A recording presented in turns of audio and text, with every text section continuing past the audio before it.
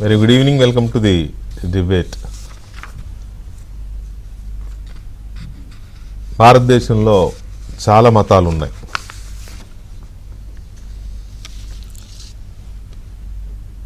ఏ మతం పూజించే దేవుడు, ఏ మతం వాళ్ళు ఆరాధించుకునే వాళ్ళ ఇంటి దైవాలో ఇష్ట దైవాలో ఎవరికి వాళ్ళు ఉంటారు. కానీ ఆల్మోస్ట్ అన్ని మతాల వారు పూజించే కొలుచుకునే దేవుడు ఒకే ఒక్కడు, అఖిలాండ కోటి బ్రహ్మాండ నాయకుడు శ్రీ వెంకటేశ్వర స్వామి. అన్ని మతాల వాళ్ళు కొలుస్తారు. క్రైస్తవుల్లో కొంతమంది వెళ్తారు, కొంతమంది వెళ్ళరు. బట్ కొంతమంది వెళ్తారు కాబట్టి వాళ్ళు కూడా కొలుస్తారని అనుకోవాలి. కొంతమంది డిక్లరేషన్ ఇవ్వాల్సి ఉంటుంది కాబట్టి వెళ్ళకపోవచ్చు. కానీ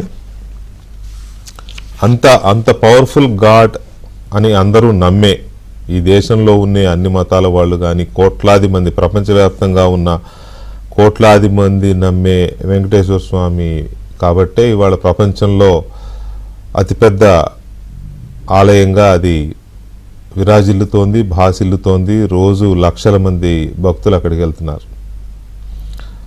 వెంకటేశ్వర స్వామి గురించి చెప్పడానికి నేను సరిపోను. ఆయన ప్రాశస్త్యం గురించో లేకపోతే ఆయన వైభవం గురించో ఆ తిరుమల కొండల వీటి గురించో చెప్పడానికి నేను సరిపోను. ఎందుకంటే నాకంత పరిజ్ఞానం లేదు. కొద్దిగా తెలుసు అంతే తప్ప పూర్తిగా తెలియదు. కానీ ఒకటి ఏదో ఉంది. ఏదో లేకపోతే అంతమంది ఎందుకు వెళ్తారు? చాలా గుళ్ళు ఉన్నాయి, చాలా టెంపుల్స్ ఉన్నాయి, చాలామంది దేవుళ్ళు ఉన్నారు, ఎక్కడెక్కడో ఉన్నారు. అదే వెంకటేశ్వర స్వామి గుళ్ళే చాలా ఉన్నాయి ఎక్కడెక్కడో.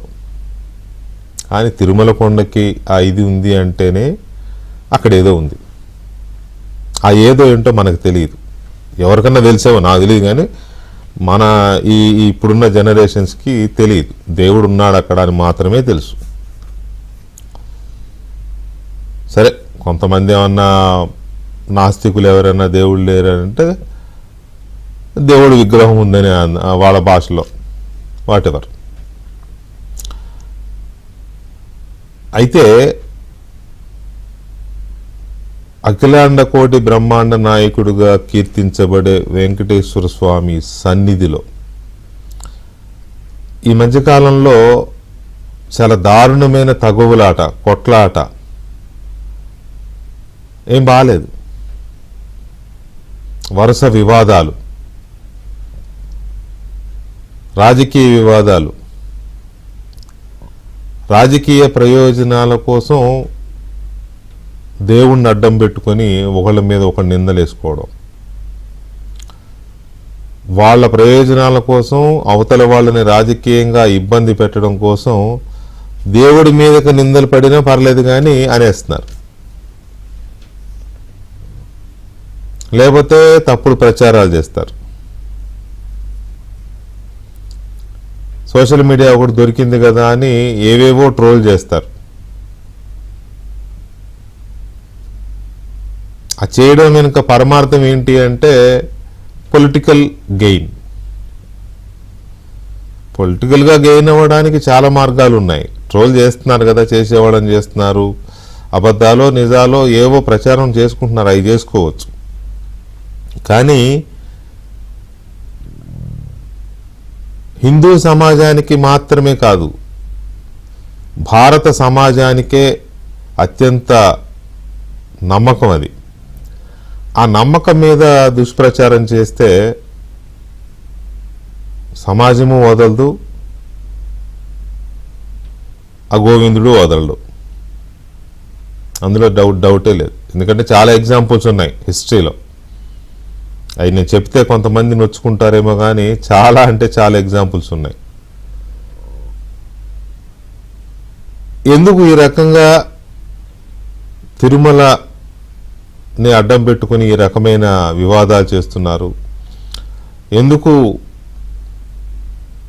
స్వయంగా వెంకటేశ్వర స్వామి మీదనే ఈ రకమైన నిందలు వేసుకోవడం, ఆయన మీద వేయాలని కాదు, ఆయన అడ్డం పెట్టుకుని వీళ్ళని అవతల వాళ్ళని వేస్తున్నాం అనుకుంటున్నారు, కానీ వాళ్ళకి తెలియకుండా దేవుడి మీద లేకపోతే ఆలయం మీద వేస్తున్నారు.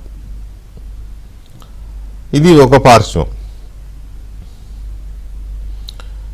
కొండపైన ఎవరి మతాచారాలు వాళ్ళకున్న అన్యమత ప్రచారం వద్దు అని చెబితే వినకుండా అన్యమత ప్రచారం చేస్తారు. దాన్ని అరికట్టలేని పరిస్థితి. ఇప్పుడు వచ్చిన బోర్డు వచ్చినాక కొంతవరకు కంట్రోల్ చేశారు. అందులో పనిచేస్తున్న అన్యమతస్తులైన ఉద్యోగులను కొంతమంది తీసేశారు. ఉంటుంది అక్కడ కొన్ని రెగ్యులేషన్స్ ఉంటాయి, దాన్ని పాటించాలి. అక్కడ అన్యమతస్తుల ఉద్యోగులు కానీ ప్రచారం కానీ ఉండకూడదనే రూల్స్ ఉన్నాయి. కాబట్టి డెఫినెట్గా అవి ఉండకూడదు, అంతే. మేము నమ్ముతున్నాంగా, నువ్వే చెప్పావుగా వెంకటకృష్ణ స్టార్టింగ్లో అన్ని మతాల వాళ్ళు నమ్ముతున్నారంటే అది వేరు, అక్కడ పని చేయడం వేరు. ఎందుకంటే అక్కడ దర్శనానికి వెళ్ళాలంటే కూడా డిక్లరేషన్ ఇవ్వాలి అన్ని మతాల వాళ్ళు. ఆ కండిషన్ పెట్టారు, అందుకని అక్కడ పని చేయడానికి, అక్కడ ప్రచారం చేయడానికి లేదు. దీంట్లో పిడివాదం, మొండివాదం, వితండవాదం చేయొద్దు. ఈ మతం నమ్మకం ఆ మతాన్ని, ఏ ధర్మం నమ్మకం ఆ ధర్మానిది. ఆ ధర్మాన్ని నువ్వు గౌరవిస్తే వెళ్తున్నావు, మంచిదే, సంతోషం. అక్కడ చేయడానికి లేదు, ఒకటి. రెండోది అది. ఇక మూడోది, మొన్న మా పత్రికే, మా ఆంధ్రజ్యోతి ఒక కథనాన్ని ప్రచురించింది. ఆ కథనం ప్రకారం ఏంటి అంటే, తిరుమల కొండపైన కొంతమంది సోమరిపోతులు తయారయ్యారు అనగానే అక్కడ చేరారు. ఏమీ లేదు, పొద్దున్నే పలహారాలు పెడతారు కదా, అవి తింటారు, సరదాగా ఎక్కడెక్కడో తిరిగి వస్తారు. మళ్ళీ మధ్యాహ్నం భోజనం టైంకి వెళ్ళి అన్నప్రసాదాలు ఉంటాయి కదా, అక్కడికి వెళ్ళి భోజనం చేస్తారు, సుష్టిగా భోజనం చేస్తారు, కడుపు నిండా చేసి మళ్ళీ అలా అలా సరదాగా తిరుగుతూ సాయంత్రం కొండ మీదే మందు కొడుతున్నారు అనేది బయటకు వచ్చిన ఒక వాస్తవం. మరి వాళ్ళు ఎక్కడి నుంచి తెచ్చుకుంటున్నారు ఏంటి అనేది ఒక బాధాకరమైన విషయం. దాని మీద మరి ఎంతవరకు దృష్టి పెట్టిందో టీటీడీ అనేది ఇంకొక అంశం. ఇలా కొంతమంది తయారయ్యి ఆ షాపుల వాళ్ళని భయపెడుతున్నారని, కొంతమంది ఆ షాపుల వాళ్ళతో కుమ్మక్కై అక్కడ మకాం వేస్తున్నారు. మొత్తం మీద కొండ మీద తిష్టేస్తున్నారు వీళ్ళు. పని లేదు, పాట లేదు. పొద్దున్నే ప్రసాదం, మధ్యాహ్నం భోజనం, సాయంత్రం భోజనం, హ్యాపీ. అలా గడిచిపోతుంది కాలం దేవుడి సన్నిధిలో. అలాగనే ఏమైనా దేవుడి కోసం పనిచేస్తున్నావా అంటే లేదు, హ్యాపీగా ఎంజాయ్ చేస్తున్నారు, మందు కొడుతున్నారు, దమ్ము కొడుతున్నారు. ఇది ఇది ఇది ఎలాగా కంట్రోల్ చేయడం? ఎన్టీ రామారావు గారు చేసిన చాలా గొప్ప పనుల్లో ఇది ఒకటి. కొండ మీద మాంసాహారం కానీ, మద్యం కానీ, ఇటువంటి ధూమపానం కానీ ఏమి ఉండొద్దని చాలా స్ట్రిక్ట్గా ఇంప్లిమెంట్ చేశాడు. అప్పటి నుంచి అది కంటిన్యూ అవుతోంది. ఇక ఇలాంటి కొంతమంది వెధవలు అక్కడక్కడ అప్పుడప్పుడు ఇటువంటి పనులు చేస్తూ ఉంటారు. సో దీని పట్ల ఎలాంటి చర్యలు తీసుకునే అవకాశం ఉంది, ఇది ఎందుకు మొదలైంది ఈ కల్చర్ అనేది, ఈ అంశాలన్నీ మనం చర్చిద్దాం. నెక్స్ట్ ఉప్పాల లక్ష్మణ్ గారు ఉన్నారు, వారితో దీని మీద ఒక్కసారి తీసుకుందాం. లక్ష్మణ్ గారు నమస్తే. లక్ష్మణ్ గారు నమస్తే. నమస్తే లక్ష్మణ్ గారు, చూశారు కదా 2020 తర్వాత ఏపీ హైకోర్టు కొట్టేసిన 11 అక్రమాస్తుల కేసుల ఎఫ్ఐఆర్లను కొట్టేయడాన్ని సుప్రీంకోర్టు చాలా సీరియస్గా తప్పుపడుతూ ఇప్పుడు మళ్ళీ ఏసీబీకి క్లియరెన్స్ ఇచ్చింది అవి విచారించుకోవచ్చు అని. అప్పట్లో అవి సెన్సేషనల్ కేసెసే. అవి తెలుగుదేశం హయాంలో అప్పుడు మా రామారావు చెప్పాడు కదా, ఆర్పి ఠాకూర్ ఏసీబీ డీజీగా ఉన్నప్పుడు చేసినవి. 8 కిలోల బంగారం ఉన్న కేసు కూడా ఉంది 11లోనే. అప్పుడు కొట్టేశారు. సరే, కారణాలు ఏమైనా మీకు తెలిసి ఇన్వెస్టిగేషన్ ఏజెన్సీలు సరిగా వాదించకపోయినా, గవర్నమెంట్ లాయర్లు సరిగా వాదించకపోయినా కోర్టు ముందు వేరే ఆప్షన్ ఉండదు కదా కొట్టేయక. సో దీన్ని ఎలా చూడొచ్చు మనం? ఇప్పుడు దీని పర్యవసానాలు ఎలా ఉండొచ్చు? రాష్ట్రం విడిపోయిన తర్వాత కార్యాలయాలు విజయవాడ వెళ్ళిన తర్వాత ACB office, central office, RTC bus stand లోనే ఉంది. పెట్టారు, అవును. ఇప్పుడు కూడా ఉంది. ఇప్పుడు అప్పుడు గారు చీఫ్ దాని ఏసీబీకి. అవును. నేను ఆయన నాకు చాలా కడప నుంచి, ఆయన ఎస్పీగా పనిచేసినప్పటి నుంచి చాలా సన్నిహితుడు. సరే ఆయన ఏసీబీలో ఉన్నాడని బస్ ఎక్కడానికి ముందు టైం ఉంటే వెళ్ళి కలిసి మాట్లాడాను. మాట్లాడినప్పుడు అప్పటికి రైట్ జరుగుతున్నది. ఓకే. ఏదో ఫోన్ కూడా వచ్చింది నేను మాట్లాడుతున్నప్పుడే. ఏమన్నాడంటే, చూడు ఇలా రికమెండేషన్ ఫోన్లు వస్తున్నాయి రాజకీయ నాయకుల నుంచి, ఒత్తిళ్లు కూడా వస్తున్నవి. ఈ జిల్లాలో ఏదైతే ఏసీబీ అధికారులు ఉన్నారో వాళ్ళు ప్రాపర్ గా డీల్ చేయటం లేదు కేసులు.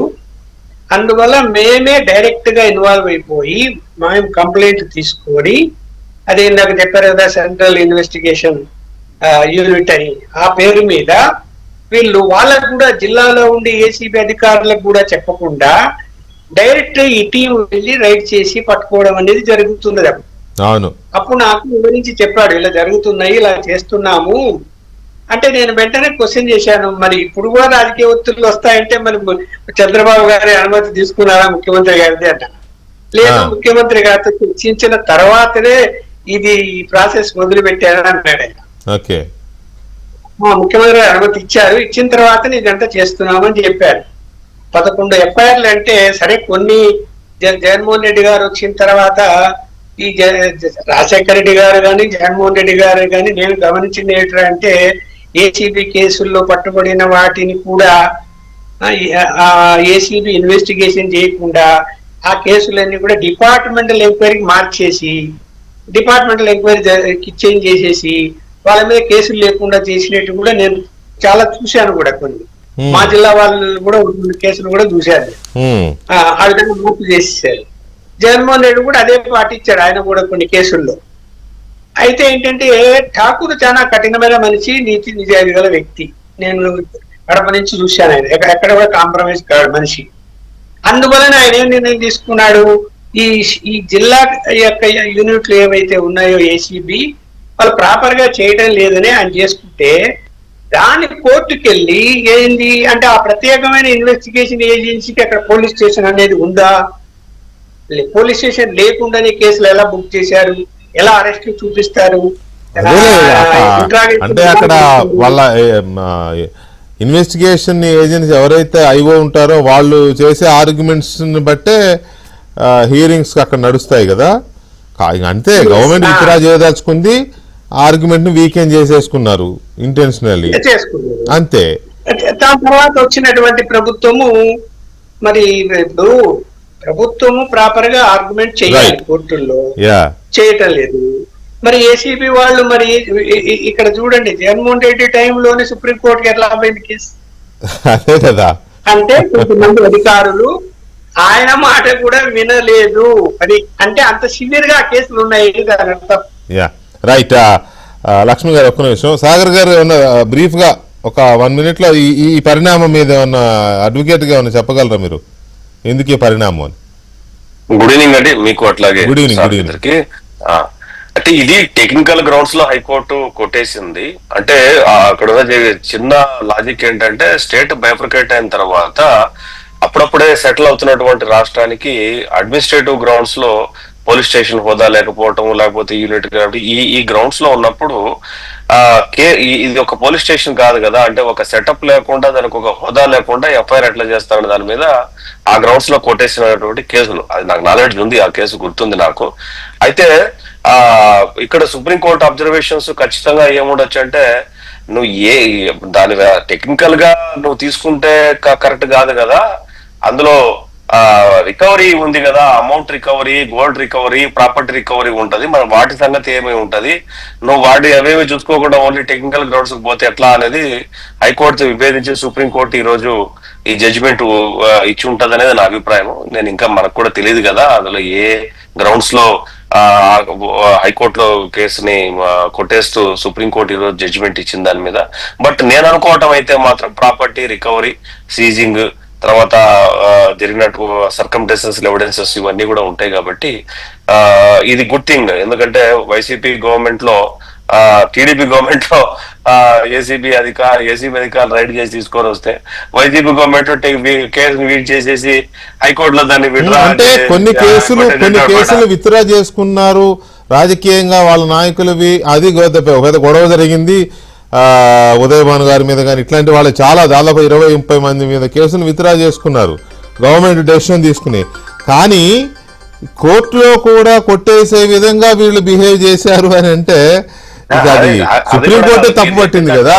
సో అది ఓకే. ఎనీవే చూద్దాం ఇక ఈ నెక్స్ట్ ఏం జరగబోతుంది. ఇప్పుడు మనం తిరుమలలో జరుగుతున్న అపచారాలు కానీ వివాదాలు కానీ రాజకీయ జర్నలిస్ట్ లక్ష్మణ్ గారితో పాటు విద్యాసాగర్ గారితో పాటు బీజేపీ సీనియర్ నాయకులు తిరుమల తిరుపతి దేవస్థానం బోర్డు సభ్యులు భానుప్రకాష్ రెడ్డి గారు కూడా జాయిన్ అయ్యారు. భానుప్రకాష్ రెడ్డి గారు నమస్తే. నమస్కారం అన్న. కొంత ఇబ్బందికరంగా బాధాకరంగా కూడా ఉంది ఈ కొండ మీద జరుగుతున్న ఈ గొడవలు వివాదాలు రాజకీయపరమైన ఇటువంటి విషయాలు. మళ్ళీ వాటి మీద బోర్డు మీటింగులు అంటే కొండ పవిత్రత భక్తుల అవసరాలు తీర్చడం కోసం వీటికి ప్రయారిటీ ఇవ్వాలి. కానీ పొలిటికల్ గొడవల మీద కాన్సన్ట్రేట్ చేయాల్సిన దుస్థితి వచ్చింది మీ బోర్డుకి ఈసారి. ఎందుకు ఈ పరిస్థితి తలెత్తుతుంది? వెంకటకృష్ణ, మీకు పైన పెద్దలందరికీ నమస్కారాలు. నమస్తే అండి. అసలు టిటిడి ధర్మకర్తల మండలి అంటే స్వామివారి కస్టోడియన్స్ అన్న, కాపలాదారులు. అవును, మేమందరూ కాపలాదారులు. స్వామివారి మీద బురద జల్లుతా ఉంటే దాన్ని ఆపాల్సిన బాధ్యత మా మీద ఉంది. 100% కదా చేయాలి. కాబట్టి ఈ రోజు కఠిన నిర్ణయం నేనే గట్టిగా చెప్పడం జరిగింది చైర్మన్ గారికి. ఇట్లా మా చైర్మన్ గారు ఎందుకు ఇలాంటి పని దాని అంటారు, ఇలాంటి వాళ్ళు మాటలు పట్టించుకోవాల్సిన అవసరం లేదంటే నేను గట్టిగా చెప్పాను ఈ రోజు బోర్డులో. లేదన్నా ఇట్లా అసత్య అబద్ధపు ప్రచారాలు ఆధారాలు లేకుండా వెంకటేశ్వర స్వామి పవిత్రత తిరుమల పవిత్రత దిగజార్చే విధంగా మాట్లాడుతున్నారు. ఇది మంచిది కాదు. ఖచ్చితంగా దీని మీద గట్టి నిర్ణయాలు తీసుకోవాలి. ఎవరైనా సరే XYZ ఎవరైనా సరే తప్పుడు ఆరోపణలు చేస్తే వారి మీద క్రిమినల్ ప్రొసీడింగ్స్ పోవాల్సిందే. ఎందుకంటే వీళ్ళకి ధైర్యమో దమ్ము ఉంటే మసీదుల్లో గానీ క్రిస్టియన్ మెషిన్ లో జరిగే దీని మీద ఏ రోజైనా మాట్లాడారండి మీరు? ఇక్కడ అసలు ఏమి లేకుండా మీరు గమనించినట్టయితే కరుణాకర్ రెడ్డి గారు గోశాల నుంచి గోవిందుడి వరకు, గోశాలలో గోవులు గోమాతలు చనిపోతున్నాయి, అక్కడ క్యూ లైన్ లో తొక్కిసలాడు జరుగుతుంది, మద్యం మాంసం ఏరులై పారుతుంది. ఏందయ్య కరుణాకర్ రెడ్డి గారు, అసలు హైందవ ధర్మం గురించి మాట్లాడే నైతిక హక్కు మీకు లేదు. ఈ రోజు విగ్రహాల గురించి మీరు మాట్లాడుతున్నారే, సాక్షాత్ మూల విరాటన్న లోపల గర్భాలయంలో వెంకటేశ్వర స్వామి పాదాల దగ్గర రాములు వారు ఉంటారు.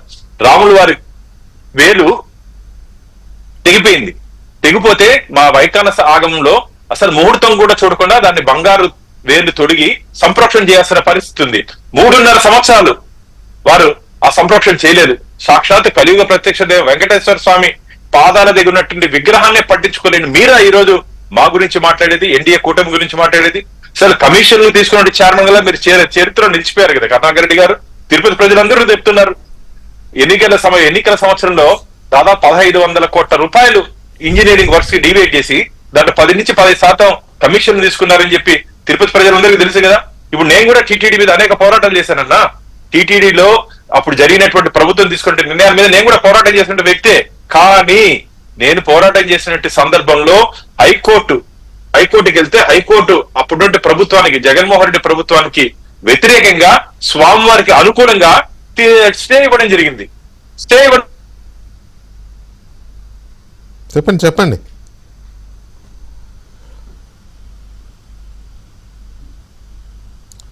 రైట్. చెవు చేయి ముక్కు నరికివేయడం జరిగింది. పవిత్ర రథం దగ్గరమయ్యడం జరిగింది. దానికి తానా తందానా అంటూ ఏమి చేయి నరికితే ఏం పోతుంది, ముక్కు నరికితే ఏమవుతుంది అని ఒక మంత్రి మాట్లాడితే ముసిముసి నవ్వుకుంటున్నటువంటి జగన్మోహన్ రెడ్డి ఇలాంటి నాస్తికుల్ని, కరుణాకర్ రెడ్డి ఇలాంటి నాస్తికుల్ని పాత చొప్పియండి నల్లరాయిని కొడతాను, పాత చొప్పియండి వెంకటేశ్వర స్వామిని కొడతాననేటువంటి వ్యక్తిని టీటీడీ చైర్మన్ ఏ విధంగా నిర్మిస్తారు జగన్మోహన్ రెడ్డి? మీరా ఈరోజు హైందవ ధర్మం గురించి దైవం గురించి మాట్లాడేది? 2019 ఏం చేశారే జగన్మోహన్ రెడ్డి మీరు? 25 మంది సభ్యులతో ఉండాల్సినటువంటి ధర్మకర్తల మండలిని 81 మందితో వేశారు కదయ్యా. 81 మందితో. నిజమే సార్. ఇప్పుడు నేను అనేది అవన్నీ చాలా సందర్భాల్లో మాట్లాడుకున్నాం. ఆ లడ్డూ కల్తీ దగ్గర నుంచి వరుస వివాదాలు, వాళ్ళు చేసిన హయాంలో ఇవన్నీ బయటికి తీసే పనిలో ఉన్నారు. అయినా వదలట్లేదు కదా మిమ్మల్ని. ఇప్పుడు ఒకసారి బొమ్మన గారు మాట్లాడింది ఒక బైట్ ప్లే చేస్తాను, అది ఒకసారి విందాం, ప్రజలకు కూడా తెలియాలి. మరి అది ఏది నిజమో ఏది అబద్ధమో తేలాల్సిన అవసరం కూడా ఉంది కదా, ఒకసారి ప్లే చేయండి. మరి మలమూత్రాదుల మధ్యన, బ్రాందీ బీర్ల మధ్యన వెంకటేశ్వర స్వామి మారుమూర్తికి ఈ దుస్థితి పట్టింది అంటే ఇంతకంటే ఘోరము పాపము మరొకటి లేదు. హైందవ ధర్మ పరిరక్షణ కోసమని కంకణం కట్టుకున్నాము అని చెబుతున్నటువంటి ముఖ్యమంత్రి గారు కావచ్చు, పవన్ కళ్యాణ్ గారు కావచ్చు, టీటీడీ చైర్మన్ గారు కావచ్చును, మీ పాలనలో సాక్షాత్తు శ్రీవారి మూర్తి ఏ పరిస్థితులలో ఉన్నారు అన్నది చూడాలి. ఏంటది ఆయన బాధ ఏంటి? అక్కడ శ్రీవారి మూర్తి ఉంది అంటున్నాడు ఆయన, మలమూత్రాల మధ్య పడుంది అంటున్నాడు, బ్రాందీ విస్కీ సీసాల ఖాళీ సీసాల మధ్యన పడుంది అంటున్నాడు. ఏంటి విషయం ఏంటి భానుగారు? అన్న, మీ ద్వారా నేను శ్రీవారి భక్తులకు పూర్తి దీని మీద క్లారిటీ ఇవ్వదలుచుకున్నాను. అది ఒకప్పుడు శిల్పా క్వార్టర్స్ అన్న. ఇప్పుడు కరుణాకర్ రెడ్డి గారు నిలుచుకొని చూపిస్తున్నట్టు ప్రదేశం శిల్పా క్వార్టర్స్, అంటే శిల్పాలు చెక్కే ప్రదేశం. ఆ అదృష్టం కొద్దీ 2002 నుంచి 2007 వరకు ఆ పరిధిలో నేను కౌన్సిలర్గా ఉన్నా. ఆ శిల్పా క్వార్టర్స్ వంటి వ్యక్తులందరూ దాదాపు అందరూ క్యూ కట్టుకొని వచ్చి నాకు ఓటేసినట్టు వ్యక్తులు. వాళ్ళ దగ్గరికి నిత్యం నేను రోజు పోయి మాట్లాడేవాళ్ళని. అక్కడ కొన్ని వందల విగ్రహాలు చెక్కేవాళ్ళు. దాదాపు 20 సంవత్సరాల ముందు పట్టు కన్నాచారి అనే ఒకటి శిల్పి అక్కడ ఉంటే, బెంగళూరు నుంచి ఒక భక్తుడు వచ్చి శనేశ్వర విగ్రహం కావాలని చెప్పి 2 లక్షల రూపాయలు ఆ కాలంలో ఆయనకి చెల్లిస్తే, శనేశ్వరుడు విగ్రహం చెక్కే సమయంలో అక్కడ ఉన్నటువంటి డబ్బులు ఇచ్చినటువంటి వ్యక్తి, బెంగళూరు వ్యక్తి చనిపోతే ఎవరు వాళ్ళ బంధువులు గాని వాళ్ళ పిల్లలు గాని ఎవరు దాన్ని క్లెయిమ్ చేసేదానికి రాకపోతే ఆ విగ్రహాన్ని అక్కడే వదిలేయడం జరిగింది. వదిలేసిన తర్వాత అలిపిరి బాంబ్ బ్లాస్ట్ జరిగిన తర్వాత అక్కడ నుండి శిల్పా క్వార్టర్స్ ని టీటీడీ విజిలెన్స్ అండ్ పోలీస్ అధికారులు అక్కడి నుంచి మార్చేశారు. అక్కడ నుండి మొత్తం వీళ్ళు ఇల్లులు, అక్కడ నుండి విగ్రహాలన్నీ మార్చే సందర్భంలో చిన్న చిన్న విగ్రహాలు చెక్కినవన్నింటినీ వాళ్ళు తీసుకుని వెళ్లారు. కానీ ఈ విగ్రహం అక్కడే ఉనింది. కరుణాకర్ రెడ్డి గారు 2 పర్యాలు టీటీడీ చైర్మన్ గా పనిచేసిన సమయంలోను, 3 పర్యాలు ధర్మకర్తల మండలి సభ్యుడిగా పనిచేసిన సమయంలోను అక్కడే ఉనింది. అప్పుడు నిద్రపోయారా కరుణాకర్ రెడ్డి గారు? ఈ రోజు హిందూ ధర్మం దైవం నాకు బాధేస్తుంది, కడుపు తరుకుపోతుందన్నారే, ఆ 5 సంవత్సరాలు గాని అంత ముందు ఉన్నప్పుడు సంవత్సరాలు ఇది గాని మీరేం చేశారు? తీసుకుపోయి మీరు కూడా ఏదైనా దానికి ఆలయం కట్టుంటే మేము కూడా సంతోషించేవాళ్ళం, మేము కూడా కొబ్బరికాయ కొట్టి పూజ చేసి ఉండేవాళ్ళం కదా. ఒకటి వాస్తవం. ఇప్పుడు అక్కడ ఇప్పుడు ఆ బొమ్మని క్లియర్ గా చూస్తేనైతే అది క్లియర్ గా వెంకటేశ్వర స్వామి విగ్రహం అయితే కాదు. చూస్తుంటే అది శనీశ్వరుడి విగ్రహంలానే ఉంది. అది పూర్తిగా చెక్కలేదు, ఇంకా అదే నగిషీలు ఇంకా పెట్టినట్లేరు. అయినా దేవుడే నమ్మేవారికి. నమ్మని వాడి ఏదో చెప్తారు కదా, తొక్కితే బండ మొక్కితే దేవుడు అని. సింపుల్. అయితే అది ఎందుకుంది అక్కడ ఏంటి అనేది ఒక హిస్టరీ. ఆయన 2 సార్లు చైర్మన్ చేశాడు. మరి అప్పుడెందుకు అది కనపడలేదా, లేకపోతే ఏంటి అనేది తెలియదు. మీరు 2 సార్లు మెంబర్గా పనిచేశారు, మీకు కనపడలేదా? కొద్దిగా ఆశ్చర్యపోవాల్సిన అంశమే. ఏంటిది ఈ పనికి మాలిన ఇవన్నీ ఎందుకు వస్తున్నాయి? ఇవన్నీ కొండకెందుకు రుద్దుతున్నారు? వీటి చుట్టూ వివాదాలు ఎందుకు జరుగుతున్నాయి? లక్ష్మణ్ గారు మీరు చెప్పండి, ఇది మీకేమనిపిస్తుంది ఇటువంటి అని చూస్తుంటే? అదైతే వెంకటేశ్వర స్వామి విగ్రహం అయితే కాదు, అయినా దేవుడి బొమ్మే, కాకపోతే గుళ్ళో పెట్టలేదు కాబట్టి దానికి ఇంకా పవర్స్ ఏమి ఉండవేమో. I don't know. నాకు తెలిసింది ఒకటే, తొక్కితే బండ మొక్కితే దేవుడు, ఇంతకు మించి నాకు తెలిసింది ఏం లేదు. ఇప్పుడు ఏవైనా కానీ దేవుడి విగ్రహాలు చెక్కారు. గత ప్రభుత్వ పాలనలో చెక్కారా, ఈ ప్రభుత్వ పాలనలో చెక్కారా అంటే భానుగారు ఏం చెప్తున్నారంటే బ్లాస్టింగ్ జరిగినప్పుడే అక్కడ ఉండేవన్నీ ఎవరో ప్రైవేట్ వ్యక్తులు చేయించుకోరే, సిమెంట్ అదే బండ కూడా కాదు అది. ఐ థింక్ నాకు తెలిసినంత వరకు తెల్లరాయేమో. ఓకే, శిల్పులు అక్కడ ఉండి వాళ్ళ యొక్క జీవన విధానం దాన్ని ఎంచుకొని అక్కడ పనిచేస్తుండే వాళ్ళు. బ్లాస్టింగ్ అయిన తర్వాత సెక్యూరిటీ పర్పస్ గా అక్కడి నుంచి రిమూవ్ చేశారు అని చెప్తున్నారు భానుగారు. రిమూవ్ చేసిన తర్వాత అవి అప్పటి నుంచి అలాగే ఉండిపోయాయా, మళ్ళీ ఏమైనా ఎక్కడ శిల్పాలు చెక్కారా, చెక్కితే ఎక్కడ ఉన్నాయా? చూస్తే ఫ్రెష్ గా కనపడుతున్నాయి. ఎప్పుడో 15 సంవత్సరాల క్రితం ఉంటే వర్షం పడి అది అసలు అవి చాలా అంటే డస్ట్ అంతా పడి ఉండాల్సింది, అలా ఏం కనపడడం లేదు. అట్లా కనపడటం లేదు.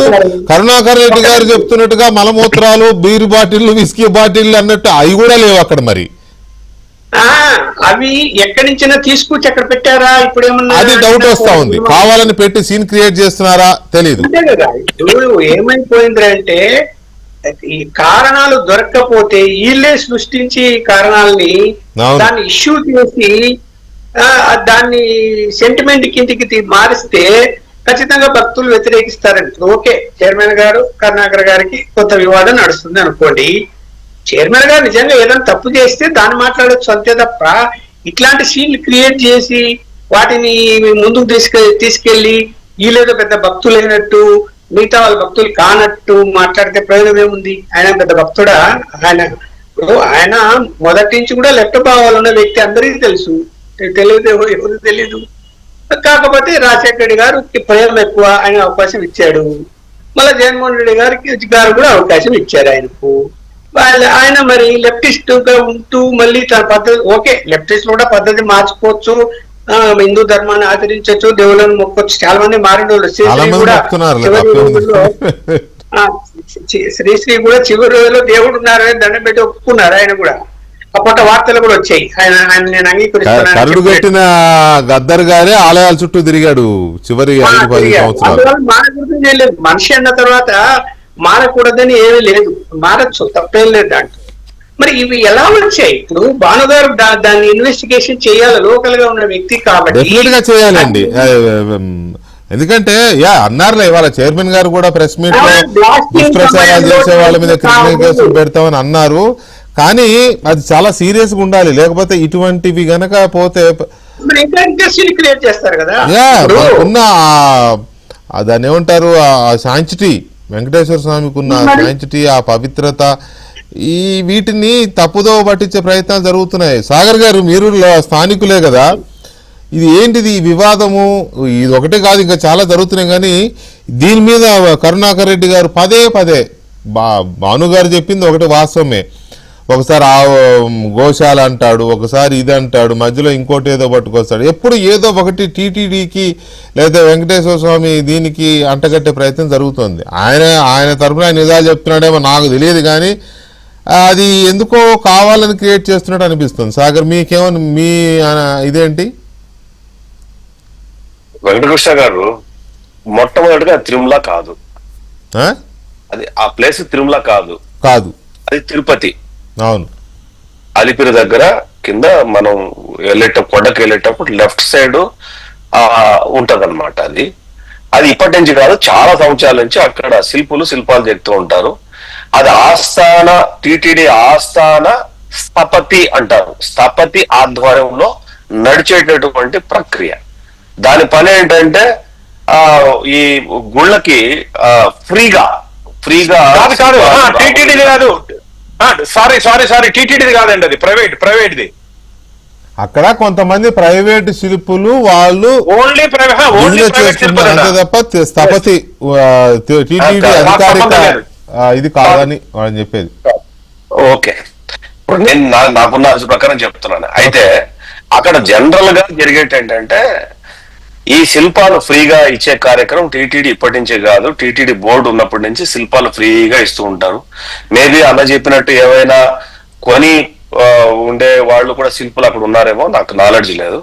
అది ఆ ప్రక్రియ రెగ్యులర్ గా దాదాపు ఒక 7-8 ఎకరాలలో చాలా వందల మంది శిల్పులు అక్కడ ఉండేవాళ్ళు. దాని తర్వాత లేటర్ అది మారింది అలిపిరి ఘటన తర్వాత, దట్ ఈస్ డిఫరెంట్ ఇష్యూ.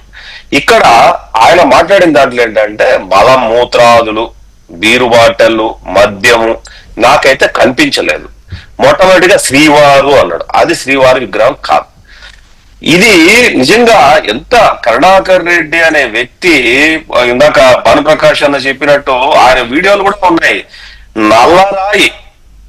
నల్లరాయిని నమ్మే వాళ్లను ఏమనాలో నాకు తెలియదు. పాత చెప్పిస్తే ఆ రాయిని కొట్టేసి వస్తాను అని చెప్పి మాట్లాడినటువంటి వ్యక్తి ఆయన.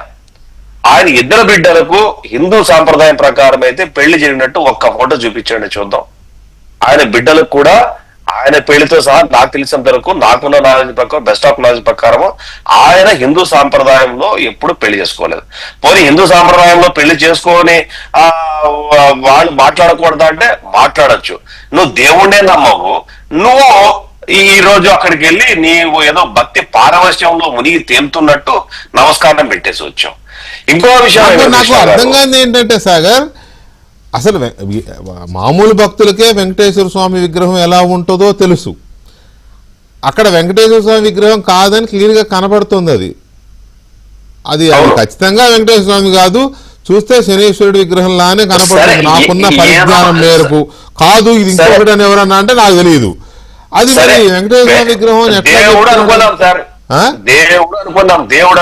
దేవుడి విగ్రహమే, వేరే దేవుడి విగ్రహమే, ముక్కోటి దేవతలో ఎవరో ఒక దేవుడు, దేవుడి విగ్రహమే.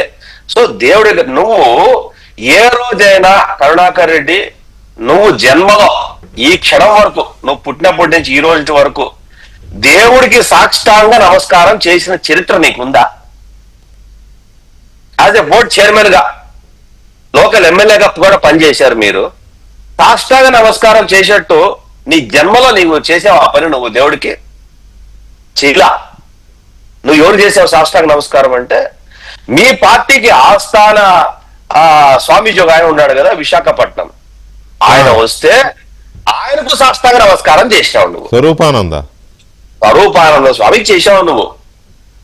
నువ్వు కూడా ఈ రోజు దేవుడి గురించి వెళ్ళి అక్కడ ఏదో నువ్వు పెద్ద అపర భక్తుడిగా డ్రామాలు వేస్తా ఉంటే చూడడానికి చాలా అసహ్యంగా ఉంది. కరుణాకర్ రెడ్డి గారు, చాలా అసహ్యంగా ఉంది. నాకు తెలిసి భారత రాష్ట్రపతి కూడా పూర్ణకుంభ స్వాగతము ముఖద్వారం దగ్గర ఇస్తారు. కానీ ఈ విశాఖపట్నం స్వామీజీకి మీరు నమ్మరు, ఎక్కడి నుంచి అంటే అలిపిరి దగ్గర నుంచి పూర్ణకుంభ స్వాగతం ఇచ్చిన మొట్టమొదటి చరిత్ర రాజవైభవంలే ఆ స్వామికి. ఆ స్వామి అని కనాలండి అసలు స్వామి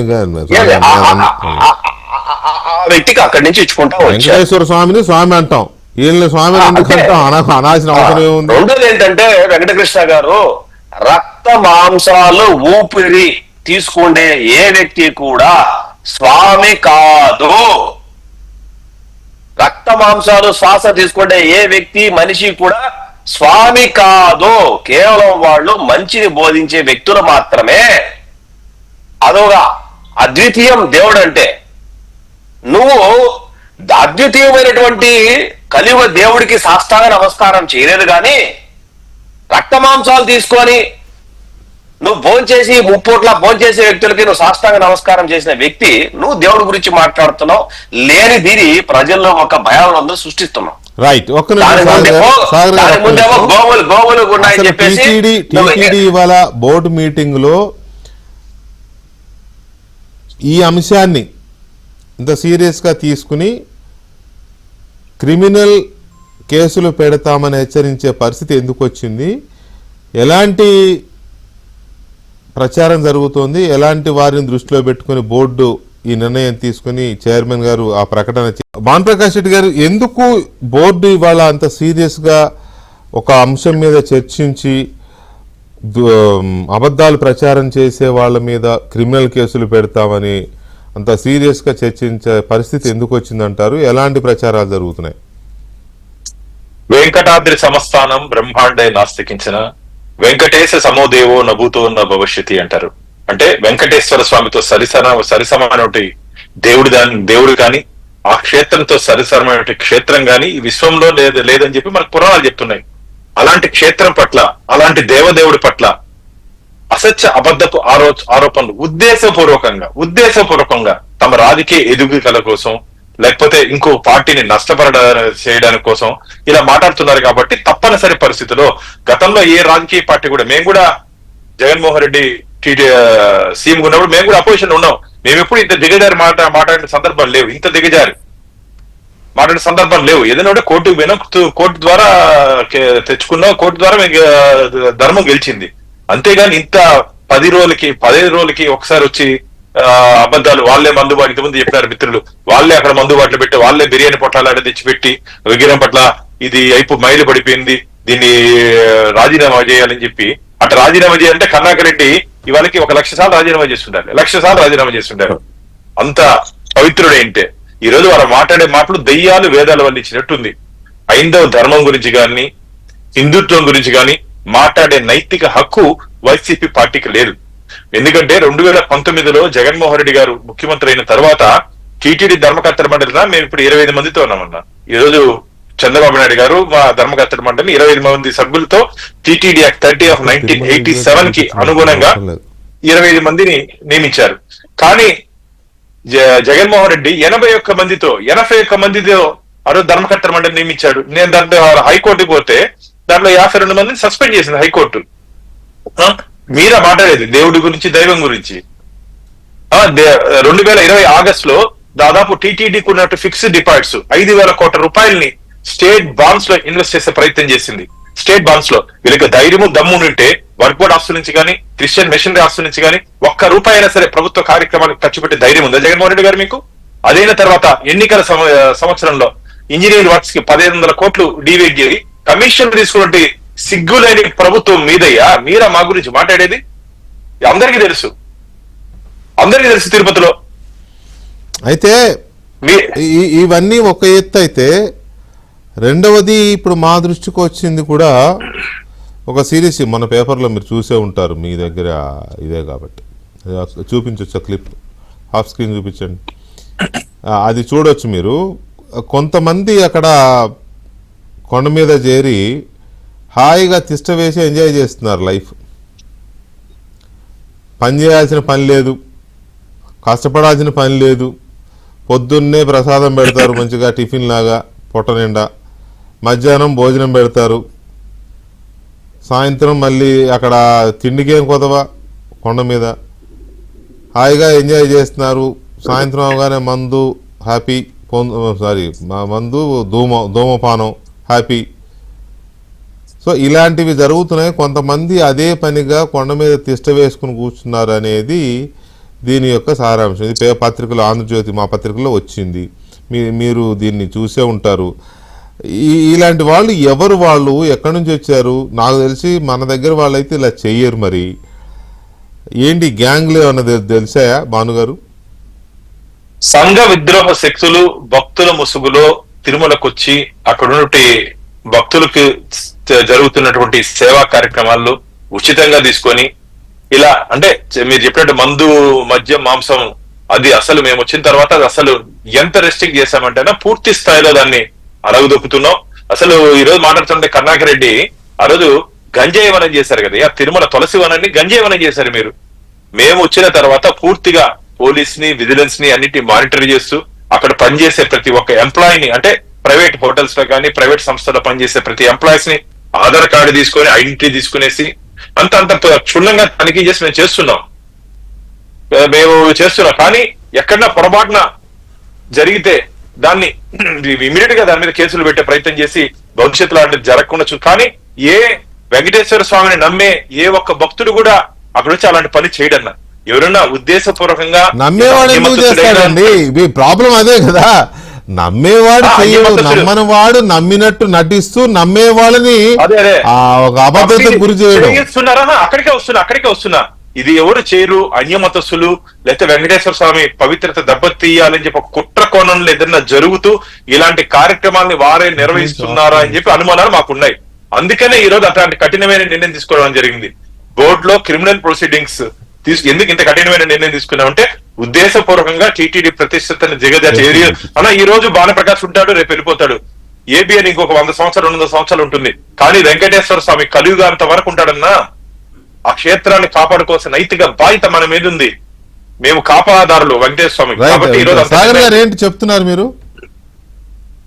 ఇప్పుడు వెంకటకృష్ణ గారు, భగవంతుడి మీద కొంతమందికి నమ్మకం ఉండదు, మనం నాస్తికులను మాట్లాడుతూ ఉంటాం. వాళ్ళు కూడా భగవంతుడిని కించపరిచి మేము నమ్మము అంటారు తప్ప వాళ్ళు ఆయన చెప్పినట్టు మలమూత్రాలు లేకపోతే బీరు బాటలు మద్యం ఇవి వేయరు. వాళ్ళు ఎవరైతే దేవుణ్ణి విద్వేషిస్తారో వాళ్ళు చేసే పని అదంతా కూడా. ఎవరో మనకు తెలుసు. నాస్తికులు కూడా తీరు. నాస్తికులు అనేది ఒక ఎక్స్టెంట్, వాళ్ళు నమ్మరు, వాళ్ళు ఏదో ఇంకో రకంగా పోతా ఉంటారు. నాస్తికులు వాళ్ళు దేవుడిని నమ్మరు కానీ నమ్మే వాళ్ళని గౌరవిస్తారు, వాళ్ళ నమ్మకాన్ని గౌరవిస్తారు. ఇగో ఈ ద్వేషించే బ్యాచ్ ఎవరో మనకు తెలుసు. ఇక దాన్ని మనం ఓపెన్ గా చెప్పవచ్చు. నేనేమంటానంటే మీరు నమ్మకం లేని బ్యాచ్ వాళ్ళు దేవుడి మీద పదే పదే పదే పదే పదే పదే పదే పదే దేవుడి మీద కేవలం తిరుమల మీద మాత్రమే మాట్లాడుతున్నారంటే దాని వెనకాల ఖచ్చితంగా కుట్రకోణం ఉంటుంది వెంకటకృష్ణ గారు. లేకుంటే ఎట్లుంటది? 6 పింకు డైమండ్ దగ్గర నుంచి తీసుకుంటే, పార్లమెంట్ మందిరం కూల్చేసిన దగ్గర నుంచి తీసుకుంటే, మనం వరుస పెట్టి మాట్లాడితే కొన్ని వందల ఇన్సిడెంట్స్ మనం మాట్లాడచ్చు తిరుమల కొండ మీద. మనం ఎందుకు ఎవరు కాదని మనం ఎందుకు చెప్పగలుగుతాం? వాళ్లే ద్వేషించే వాళ్లే. ఇక్కడ మీరు ఇందాక పేపర్ క్లిప్పింగ్ ఒకటి చూపించారు. జనరల్ గా ఏమవుతుందంటే కొండ మీద నైట్ డ్యూటీ డే డ్యూటీ ఇద్దరు ఉంటారు. నైట్ డ్యూటీ వాళ్ళు అక్కడే పడుకుంటారు, లేస్తారు, మామూలుగా వాళ్ళే అక్కడ స్నానాలు చేసుకుంటారు, మళ్ళా ఆ డ్యూటీకి ఎంటర్ అవుతారు. ఇది జరుగుతా ఉంటుంది జనరల్ గా. వాళ్ళు కూడా స్వచ్ఛమైన హిందువులే, దేవుడు నమ్మే వాళ్లే. వాళ్ళు కూడా ఏమైనా ఆకలి అయితే ప్రసాదం తిందామని వెళ్తా ఉంటారు, వాళ్ళు వస్తుంటారు. వీళ్ళు కాకుండా కొంతమంది వైసీపీలో ప్రభుత్వంలో ఉన్నప్పుడు 2019 వరకు కొంతమంది బ్యాచ్లు బయటకు వచ్చి దందా చేశారు, దాదాగిరి చేసినారు. షాపుల దగ్గర మామూలు వసూలు చేసినారు. షాపుల్ని ఉన్న షాపుల కంటే కూడా ముందర తట్టలు అంటారండి, అక్కడ తట్టల్ని ముందర పెట్టించారు. అనాథరైజ్గా తట్టలు పెట్టించేశారు, అనాథ షాపులు పెట్టించేశారు. వాటిని తీయించడానికి, వాటిలో పనిచేసే అనాథరైజ్ పీపుల్ హ్యాకర్స్ లైసెన్స్ లేకుండా ఉండేటోళ్ళని తీయించడానికి టీటీడీకి తల ప్రాణం తోకకొస్తుంది ఈ రోజు. అది బాలనకు కూడా బాగా తెలుసు.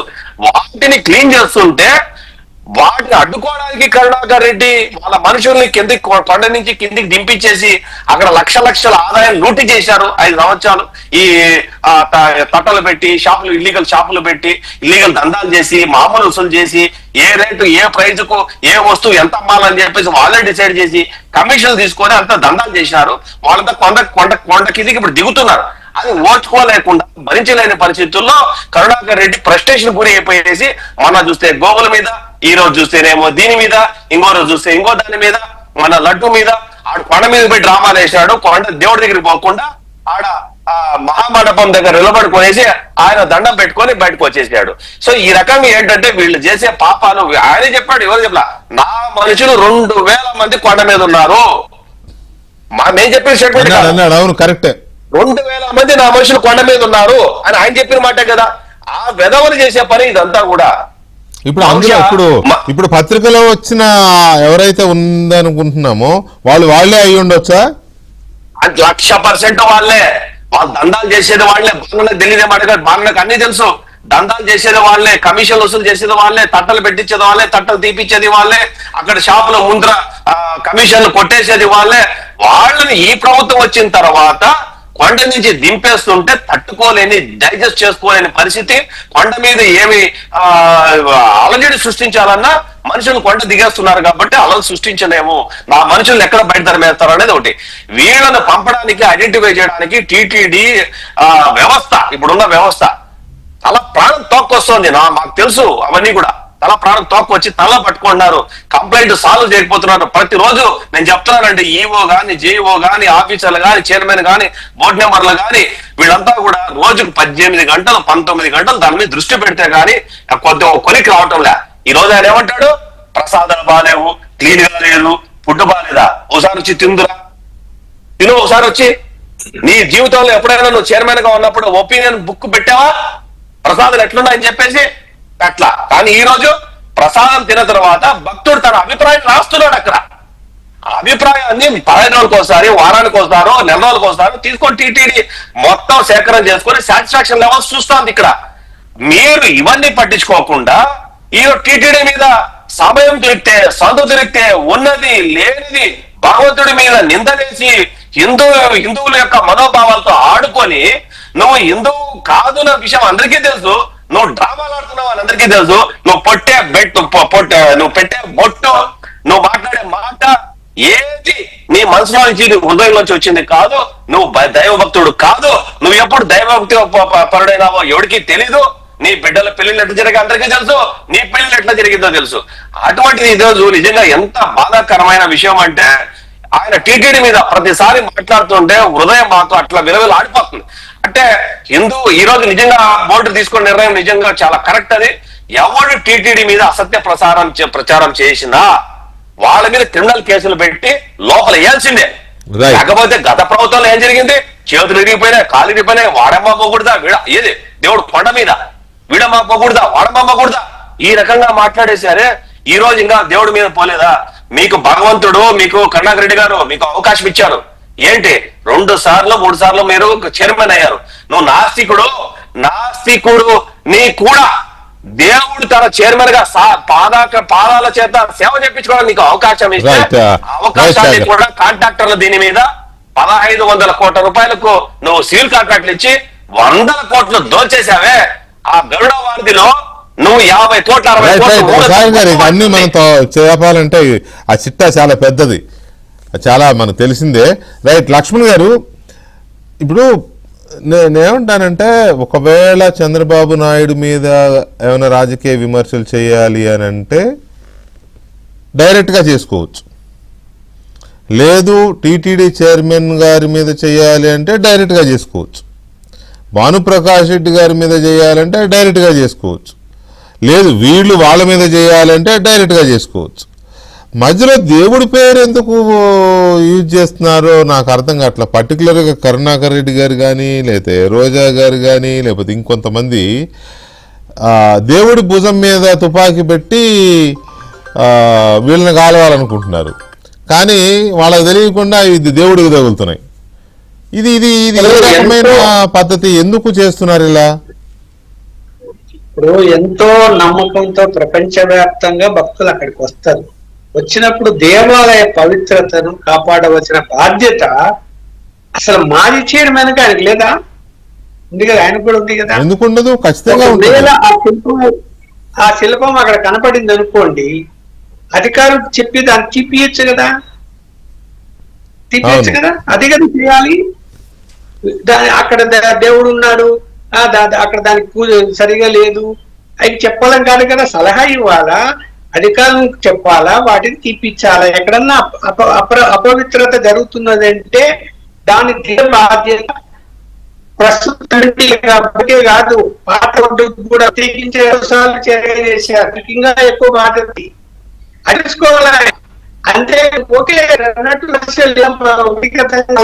చేసుకోవచ్చు, కానీ దేవాలయ పవిత్రతను కాపాడే విషయంలో అందరూ ఒక మాట మీదనే ఉండాలి, సలహాలు ఇవ్వాలి.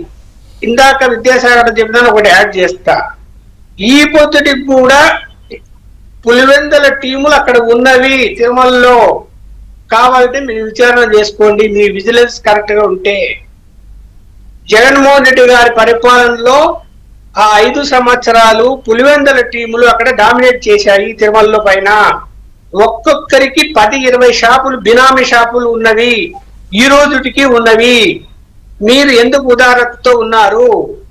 ఖచ్చితంగా విజిలెన్స్ ను స్ట్రెంథనింగ్ చెయ్యండి. నంబర్ 2, సెక్యూరిటీ ఎక్కడ ఏదైతే విజిలెన్స్ చెకింగ్ జరుగుతున్నాయో అక్కడ అందరినీ చెకింగ్లు చేయటం లేదు.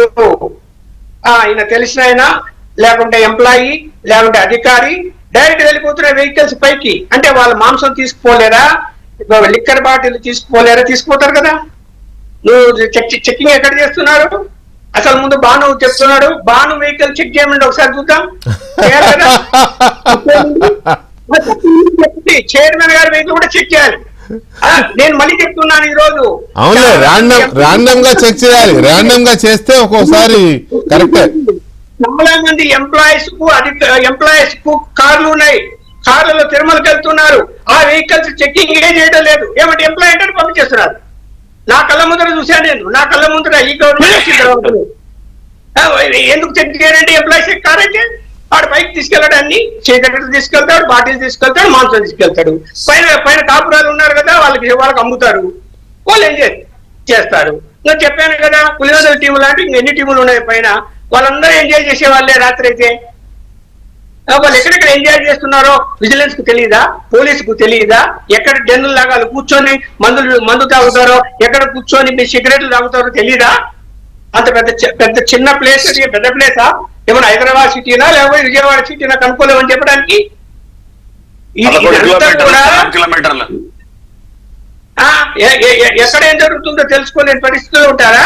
అయ్యా బాబు, మీరు విజిలెన్స్ సెల్ను స్ట్రెంథనింగ్ చేయండి, మంచి ఆఫీసర్ వేసుకోండి, రాత్రి మగలు వాళ్ళని ఎంటబడండి, మొత్తం తరిమేయండి కిందికి.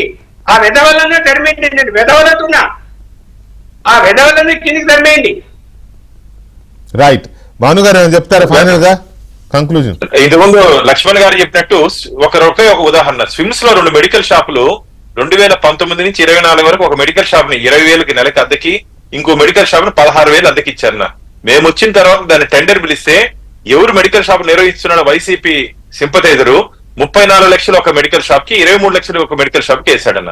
అంటే ఊహించుకోండి, 60 లక్షల రూపాయలు నెలకి, సంవత్సరానికి 5 కోట్లు, దాదాపు 6 కోట్ల రూపాయలు వీళ్ళు పంచుకున్నారు వైసీపీ వాళ్ళు. ఇంతకుముందు అన్న చెప్పినట్టు మొత్తం వాళ్ళ సామ్రాజ్యం అయిపోయింది. వెంకటేశ్వర స్వామిని మొత్తం అడుగడుగున అమ్ముకునే ప్రయత్నం చేస్తారు. ఇప్పుడు దాన్ని అన్ని కడిగే ప్రయత్నం మేము చేస్తున్నాం. కానీ నేను మళ్ళీ చెప్తున్నా, హెచ్చరిస్తున్నా టిటిడి ధర్మకర్తల మండలి సభ్యుడిగా ఎవరైనా సరే ఆధారాలు లేకుండా వెంకటేశ్వర స్వామి పవిత్రత దిగజార్చే విధంగా, వెంకటేశ్వర స్వామి భక్తుల మనోభావాలు గాయపడే విధంగా, బాధపడే విధంగా వ్యవహరిస్తే ఖచ్చితంగా వారి మీద క్రిమినల్ కేసులు నమోదు చేస్తాను. ఈరోజు నేను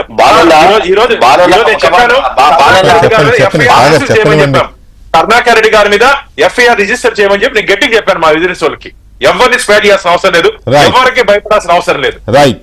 అట్లాగే ఈ కొండల మీద కూడా కొంతమంది ఇలా ఉన్నారని ఇప్పుడు లక్ష్మణ్ గారు చెప్పారు. మనం ఆ పత్రికలో కదా, వాటి మీద కూడా దృష్టి పెట్టండి, సీరియస్ గా దృష్టి పెట్టండి భాను గారు. Thank you very much Bhanuprakash Reddy గారు, విద్యాసాగర్ గారు అండ్ లక్ష్మణ్ గారు. థ్యాంక్ యూ వెరీ మచ్ అండి. ఇది ఇవాళ డిబేట్. మళ్ళీ రేపు కలుద్దాం.